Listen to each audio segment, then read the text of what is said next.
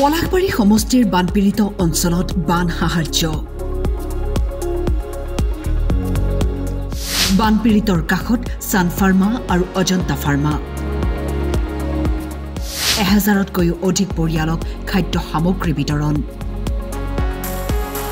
ভাৰতীয় জনতা পাৰ্টি অসম ৰাজ্যিক কৃষক মৰ্চাৰ সাধাৰণ সম্পাদক ৰঞ্জিত ভট্টাচাৰ্যৰ উদ্যোগত দক্ষিণ কামৰূপ জিলাৰ কৃষক মৰ্চাৰ সহযোগত বানপীড়িত সকলক সাহায্য প্ৰদান কৰা হয় আজি বানপানী যেহেতু এটা ৰাজ্যিক প্ৰাকৃতিক সমস্যা এই প্ৰাকৃতিক সমস্যাটো আমি ডিজাস্টাৰ যেহেতু আহিছে আৰু বানপানী ইতিমধ্যে সময়ত গভৰ্ণমেণ্টৰ তৰফৰ পৰা আমাৰ চৰকাৰে মাননীয় মুখ্যমন্ত্ৰী ডাঙৰীয়াৰ নেতৃত্বত যিখন চৰকাৰ সেই চৰকাৰে দিয়াৰ ব্যৱস্থা গ্ৰহণ কৰিছিলে আৰু ৰাইজে ৰিলিফ পাইছিলে চৰকাৰীভাৱে আৰু চাকল অসুবিধাসকল নিশ্চয় আমাৰ স্থানীয় বিধায়কে বা মহকুমা প্ৰশাসন জিলা প্ৰশাসনৰ জৰিয়তে এই ব্যৱস্থাখিনি কৰিলে তাৰপিছত পোষ্ট বানপানীত এতিয়া আমাৰ পোষ্ট ফ্লাডত আমাৰ বিভিন্ন ধৰণৰ বেমাৰ আজাৰ হয় বিশুদ্ধ খোৱা পানী খাবৰ কাৰণে অসুবিধা হয় আৰু সেইবিলাকৰ কাৰণে আৰু কিছু ব্যক্তিৰ ঘৰত হয়তো টকা পইচা সকলো শেষ হৈ গৈছে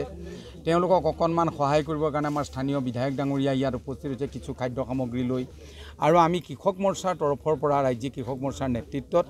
আমাৰ জিলা ভাৰতীয় জনতা পাৰ্টিৰ জিলা সভাপতি লগতে আমাৰ কৃষক মৰ্চাৰ মণ্ডল আৰু জিলাৰ যিসকল দায়িত্বত আছিল সকলো কাৰ্যকৰ্তাক লগত লৈ আমি পোষ্ট ফ্লাডত যিমানবিলাক বেমাৰ হ'ব পাৰে সেই বেমাৰবিলাকৰ কাৰণে অলপ হ'লেও যাতে প্ৰিকশ্যন ল'ব পাৰে তাৰ কাৰণে কিছু কীটনাশক বা বিভিন্ন ধৰণৰ পিউৰিফায়াৰ পানী ৱাটাৰ পিউৰিফায়াৰ এইবিলাকৰ আমি ব্যৱস্থা গ্ৰহণ কৰিছোঁ আৰু লগতে আমি আজি বিতৰণ কৰিছোঁ আৰু দুটা ফাৰ্মাচিউটিকেল কোম্পানীয়ে ইয়াত তেখেতলোকৰ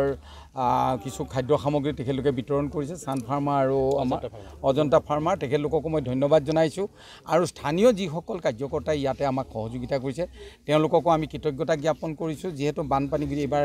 অসমৰ প্ৰায় 22-23খন জিলাত খুব সিভিয়াৰলি এফেক্টেড হৈছে গতিকে সকলোতে বানৰ তাণ্ডৱ একেই হৈছে মোৰ গহপুৰ সমষ্টিটো একেই অৱস্থা হৈছিল কিন্তু কিছু উপশম হৈছে মই আজি আহি পলাশবাৰীলৈ আহি দেখা পাইছোঁ ইয়াত যথেষ্ট ক্ষতি হৈছে আৰু এইখিনি স্থানীয় বিধায়কৰ লগত এইখন সময় আমি কথা পাতোঁতে গম পাইছোঁ SDRFৰ নৰ্মছ মতে যিমানখিনি কম্পেনচেশ্যন পাব লাগে সেই কম্পেনচেশ্যনবিলাকৰ ব্যৱস্থা তেখেতে ডিষ্ট্ৰিক্ট এডমিনিষ্ট্ৰেশ্যন আৰু আমাৰ ৰেভিনিউ ডিপাৰ্টমেণ্টৰ পৰা কৰি আছে নিশ্চয় ৰাইজে সেইখিনি সুবিধা পাব পলাশবাৰী সমষ্টিৰ দখলা নহিৰা বানপীড়িত অঞ্চলৰ প্ৰায় 1000তকৈও অধিক পৰিয়ালক খাদ্য সামগ্ৰীৰ লগতে ফেনাইল DDT প্ৰয়োজনীয় ঔষধ আদি বিতৰণ কৰে আপোনালোকে সকলে জ্ঞাত যে আমাৰ পলাশবাৰী সমষ্টিত বহু বছৰৰ অন্তত প্ৰায় 20 বছৰৰ অন্তত আমাৰ বিশেষকৈ দখলা সত্ৰপাৰা আমাৰ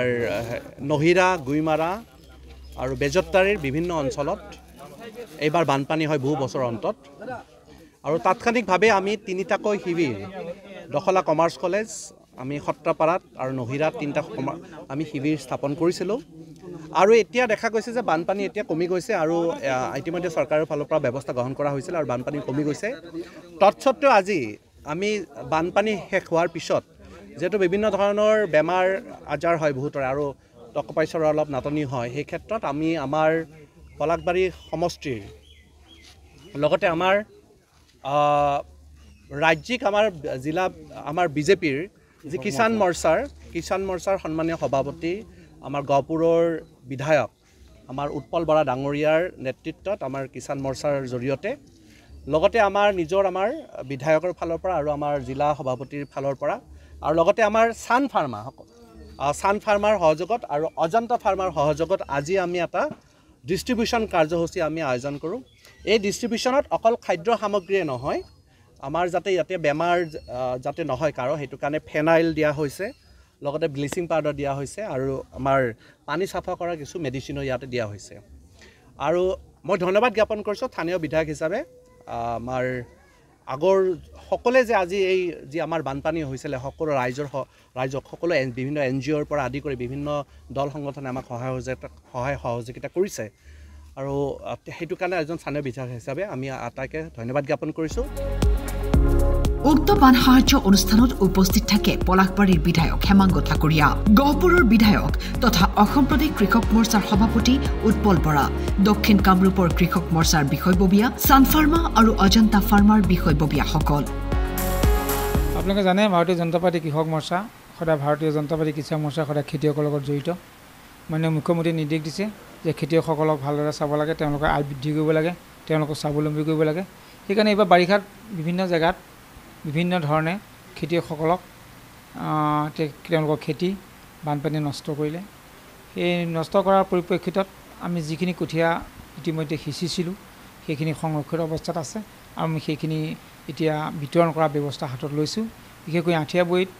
আমি নিজেই আমি কঠীয়া পাৰিছিলোঁ সেই কঠীয়া আমি প্ৰায় 1000 ঘৰ মানুহৰ মাজত বিতৰণ কৰাৰ ব্যৱস্থা হাতত লৈছোঁ ইয়াৰ উপৰিও বানপীড়িত অঞ্চলত আজি আমি মিৰ্জা বিভিন্ন অঞ্চলত মিৰ্জাৰ এইটো নায়েৰা নামৰ জেগাটুকাত প্ৰায় 400 মানুহৰ মাজত বানপীড়িত অঞ্চলৰ লোকসকলৰ মাজত আমি ফেনাইল আৰু ব্লিচিং পাউডাৰ বিতৰণ ব্যৱস্থা হাতত লৈছোঁ আৰু দফলা যিখন কমাৰ্চ কলেজ আছে তাতো এটা শিবিৰত আমি বিভিন্ন ধৰণে ব্লিচিং পাউডাৰ আৰু ফেনাইল বিতৰণ কৰিছোঁ যাতে কীটনাশক মেডিচিন হিচাপে ব্যৱহাৰ হওক যে বানপানীৰ পিছত বিভিন্ন অঞ্চলত বোকা পানী পৰিৱেশত সদৃশ্য জেগাত বেমাৰৰ প্ৰাদুৰ্ভাৱ হয় সেই বেমাৰৰ পৰা নিৰুপায় পাবৰ কাৰণে আমি কৃষক মৰ্চা ভাৰতীয় জনতা পাৰ্টীয়ে আজি স্থানীয় বিধায়ক হেমাংগ ঠাকুৰীয়া আমাৰ সভাপতি উৎপল বৰা ডাঙৰীয়াক লগত লৈ ভাৰতীয় জনতা পাৰ্টী কৃষক মৰ্চা বিভিন্ন বিষয়ববীয়াসকল লগত লৈ দক্ষিণ কামৰূপৰ বিষয়ববীয়াসকলৰ লগত লৈ পেলাই আমি বিস্তৃত এৰিয়াত আমি আজি বানপীড়িত অঞ্চলত সাহায্য বিতৰণৰ কাম হাতত লৈছোঁ। News desk time 8